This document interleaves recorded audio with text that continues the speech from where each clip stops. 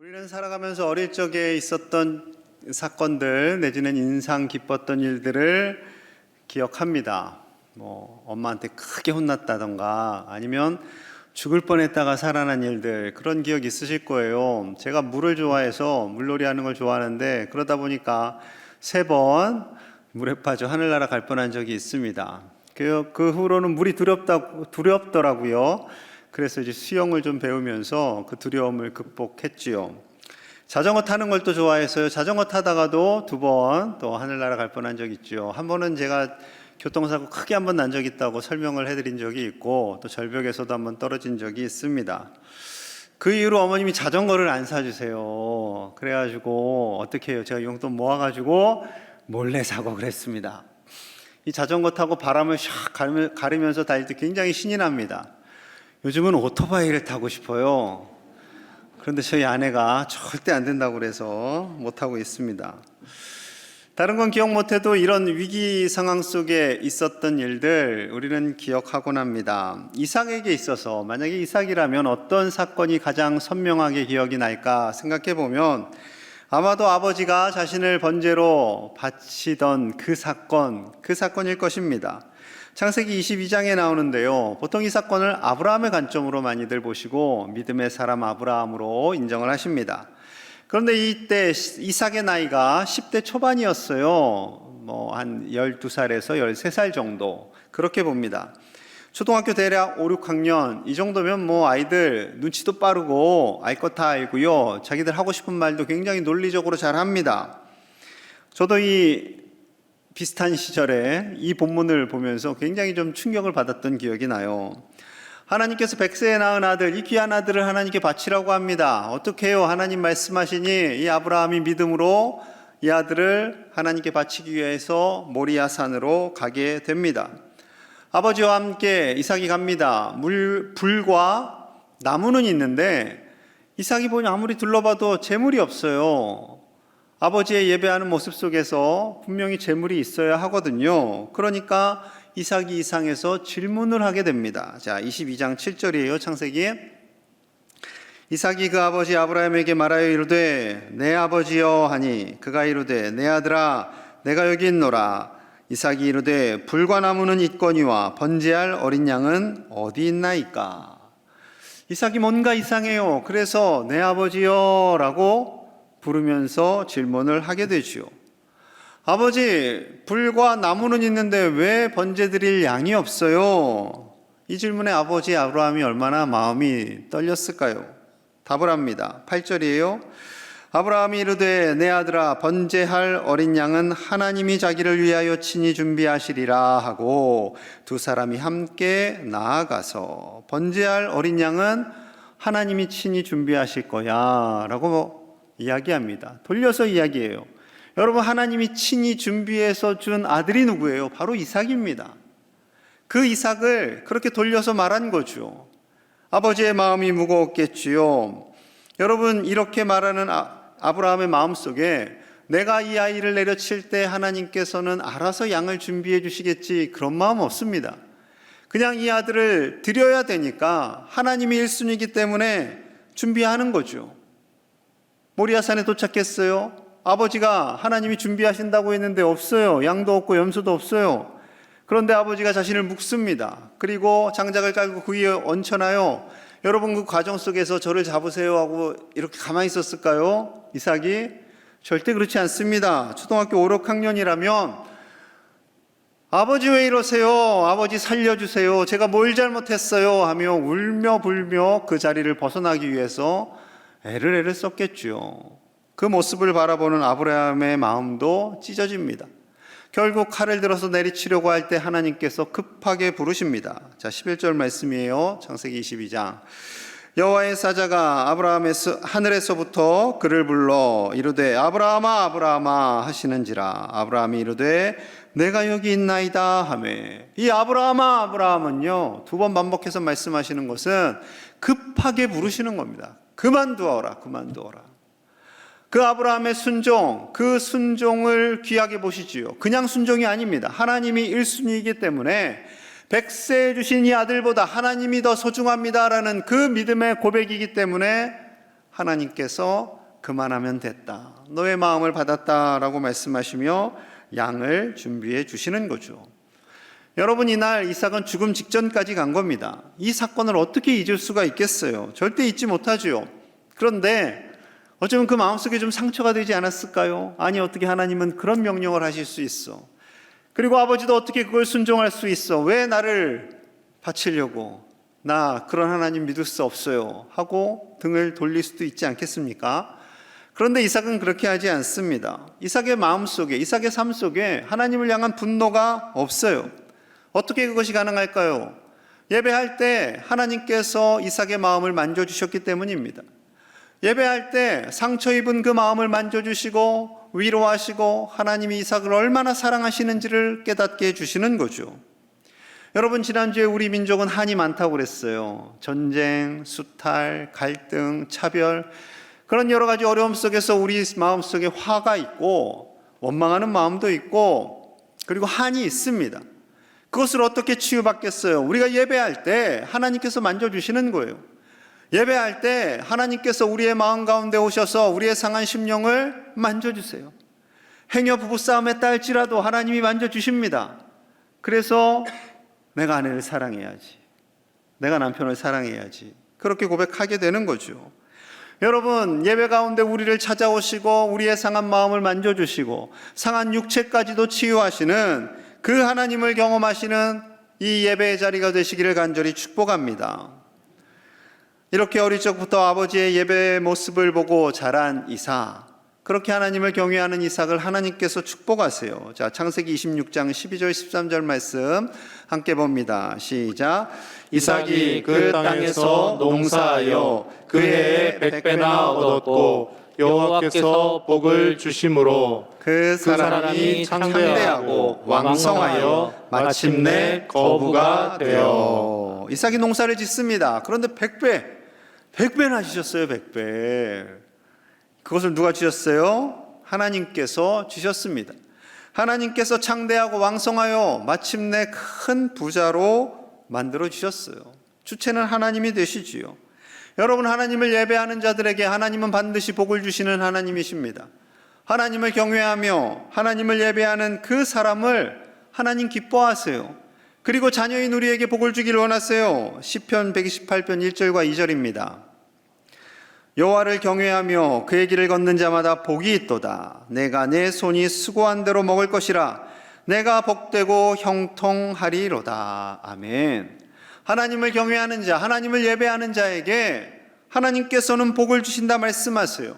우리의 손이 수고하는 그 수고가 헛수고가 아니라 참된 수고가 되어서 복이 되고 형통하게 하겠다 약속하시는 거죠.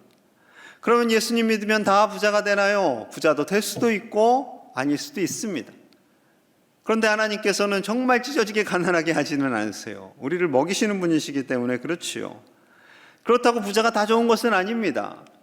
지난주에 말씀드렸던 것처럼 아브라함과 롯에게 하나님은 넉넉한 재산을 주었어요. 그랬더니 서로 좋은 꼴을 먹이겠다고, 좋은 물을 차지하기 위해서 서로 다투잖아요.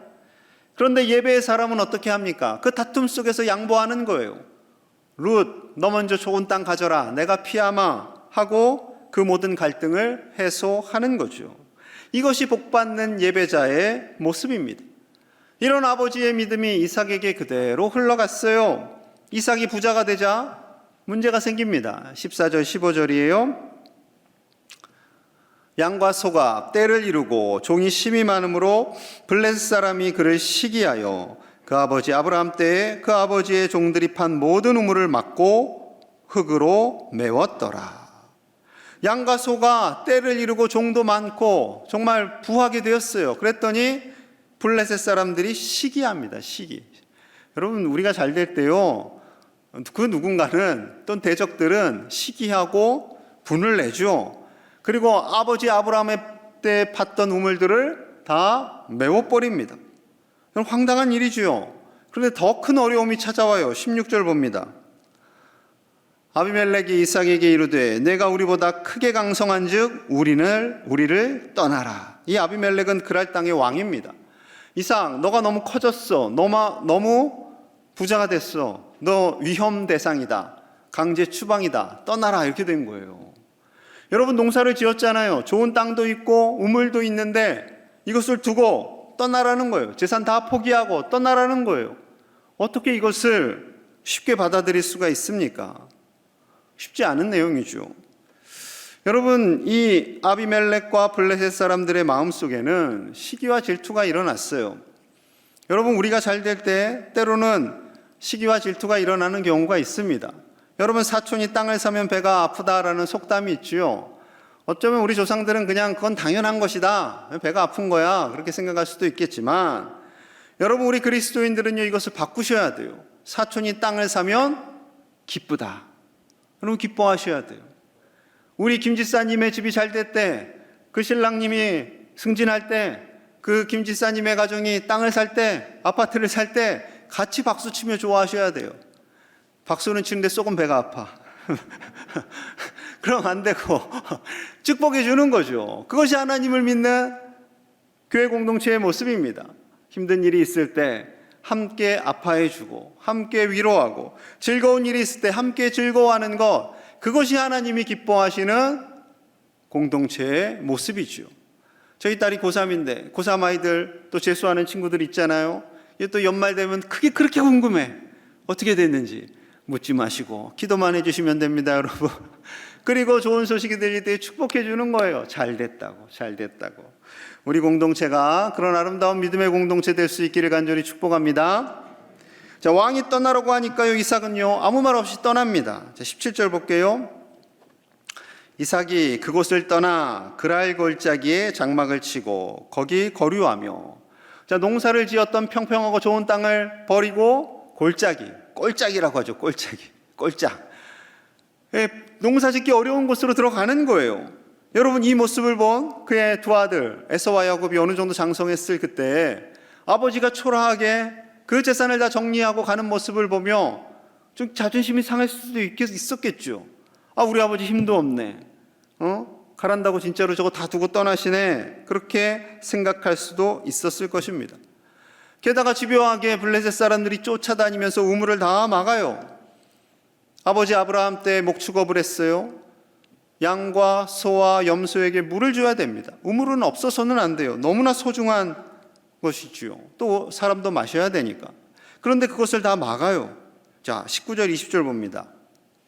이삭의 종들이 골짜기를 파서 샘 근원을 얻었더니 그랄 목자들이 이삭의 목자와 다투어 이르되 이 물은 우리의 것이라 하며 이삭이 그 다툼으로 말미암아 그 우물 이름을 에색이라 하였으며, 분명히 이삭의 종들이 골짜기를 파서 샘을 얻었어요. 그런데 그랄 사람들이 와서 이거 우리 거야 하고 강제로 뺐습니다. 힘 있는 사람이 와가지고 이거 우리 거야 그러면은 참 할 말이 없죠. 거의 뭐 깡패 같습니다. 어떻게 해요? 이 우물은 다툼이야, 다툼이 일어났어 하고 에색이라고 칭하고 그냥 떠나고 다른 우물을 파게 됩니다. 21절 볼게요. 21절. 또 다른 우물을 팠더니 그들이 또 다툼으로 그 이름을 신나라 하였으며, 다른 곳으로 이동해서 우물을 팠어요. 물이 나왔어요. 그런데 이 사람들이 와가지고 또 우리 거야, 내놔, 이렇게 되는 거죠. 얼마나 황당했겠습니까? 너무나도 황당했어요. 이 일이 두 번만 있었던 게 아니에요.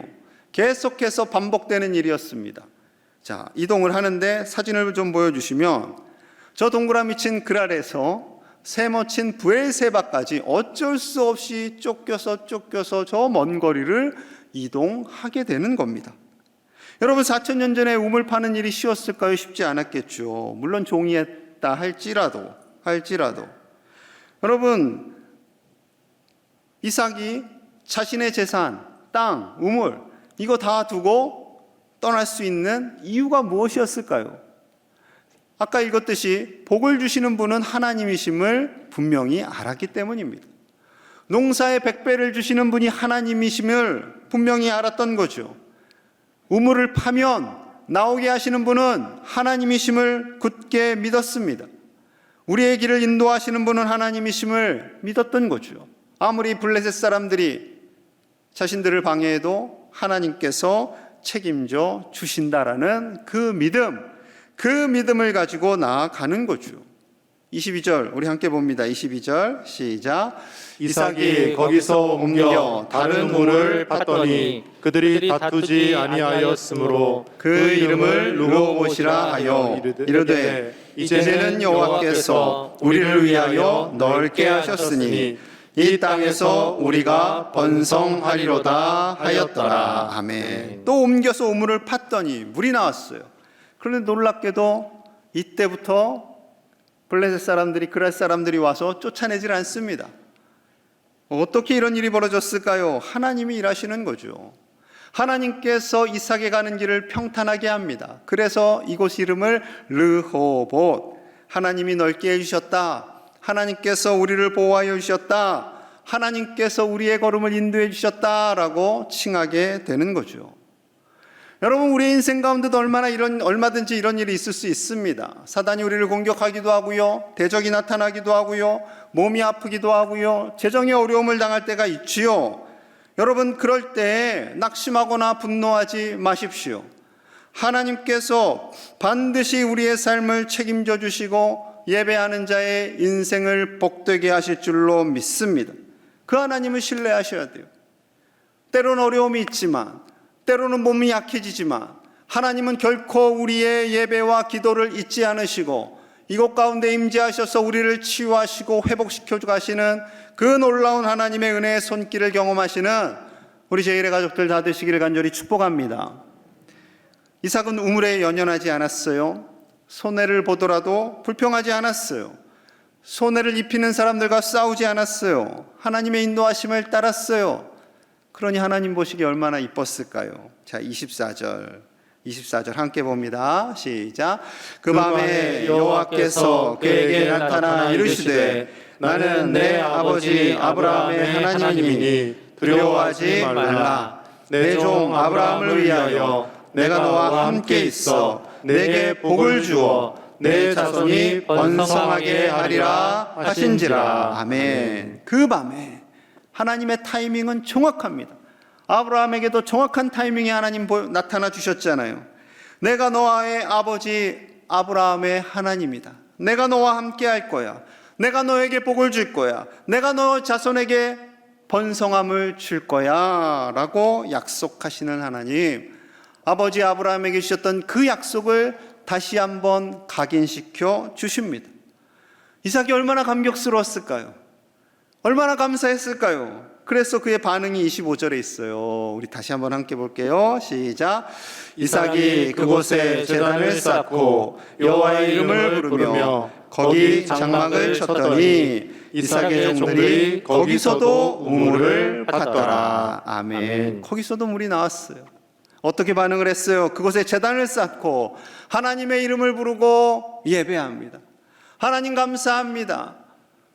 제가 힘들고 어려울 때, 쫓겨갈 때, 사람들이 우리를 쫓아낼 때 마음이 아프고 상처가 있었는데 하나님께서 인도해 주셨고 모든 것을 책임져 주셨고 이제 번성하게 하셨습니다. 형통하게 하셨습니다. 그 감사의 예배를 하나님께 올려드리는 거죠. 여러분, 예배하는 자를 하나님은 결코 포기하지 않으시는 줄로 믿습니다. 아무리 힘들어도 예배를 포기하지 마세요. 신앙생활이 침체될 때 그래도 예배를 드리셔야 돼요. 어려운 순간 속에서 포기하지 않고 예배하는 그 사람을 하나님은 결코 놓치지 않으십니다. 지난 8월 22일에 국민일보에 귀한 간증이 하나 실렸어요. 순천에 있는 한마음교회 임국남 성도님이신데요. 저분이십니다. 인상이 되게 좋으시죠. 그분의 간증을 제가 요약해서 그냥 읽어드리겠습니다. 어느 날 어머니께서 저 앞에 정형외과 있잖아, 개원한 지 2년도 안 되었는데 그 건물을 사버렸대. 건물주가 되었다는 이 소식에 이분이 결단을 합니다. 그것이 계기가 되어 의사가 되겠다는 꿈을 꾸었다. 목표를 향해 쉼없이 달려 꿈꾸던 의대에 입학했다. 하지만 대학생의 낭만은 간 것 없고 살인적인 학습량과 시험마다 성적이 나쁘면 유급이 되니 늘 경쟁과 긴장의 연속이었다.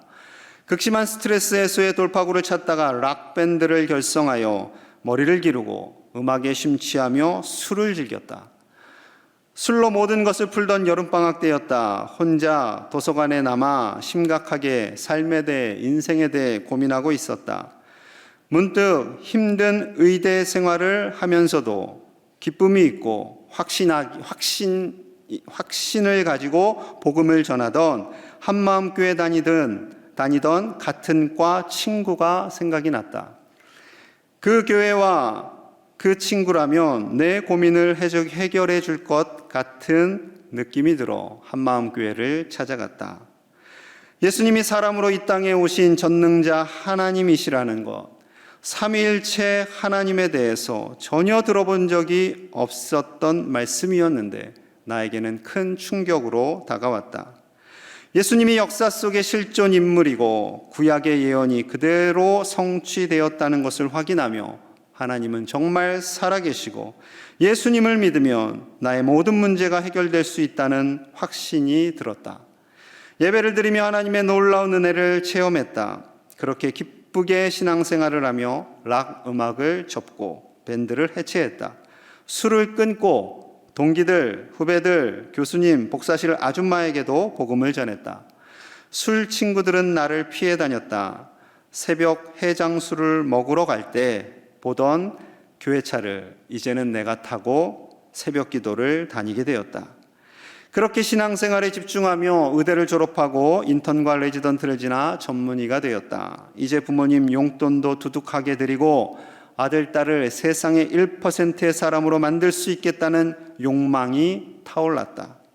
겁없이 10억에 이르는 거액의 돈을 빌려 요양병원을 인수하고 아파트도 샀다. 그러나 욕심은 인해 큰 손해를 났고 결국 폐업을 하며 긴 광야 생활을 시작했다. 손실만해를 위해 낮에 진료하고 밤엔 응급실 당직을 하면서 거의 24시간 일했다. 체력의 한계가 오는 데다 설상가상으로 근무하던 병원이 부도가 나 월급도 못 받고 쫓겨났다. 타 지역을 떠돌다가 사기를 당하고 TV에나 나올 법한 압수수색도 받으며 몸과 마음이 만신창이가 됐다.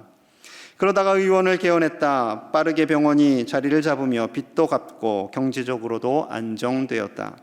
그러나 그 기쁨도 잠시뿐, 다람쥐 쳇바퀴 돌듯 반복되고 피곤한 일상에 실증이 나고 고혈압, 당뇨까지 생기며 다시 깊은 회의에 빠졌다. 형편은 좋아졌는데 왜 이런 신앙에 방황을 할까? 다시 하나님께 간절히 엎드리며 예배하였다. 예수님께서 전능자 하나님이심을 확신하며 내 아들아, 너의 마음이 나를 떠났을 때도 너는 내 사랑하는 아들이다.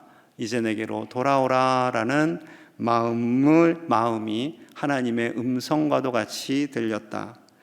예수님이 정말로 나의 주인이셨다. 예배가 회복되었다. 돈벌이 수단이었던 병원은 하나님의 영광을 드러내는 장소가 되었고 병원을 찾는 분들을 그냥 보낼 수 없어 짧은 진료 시간에도 복음을 전했다. 임원장, 요즘 무슨 좋은 일 있어? 환자가 많이 늘었나 봐. 주변의 의사 선생님들이 말하기 시작했다.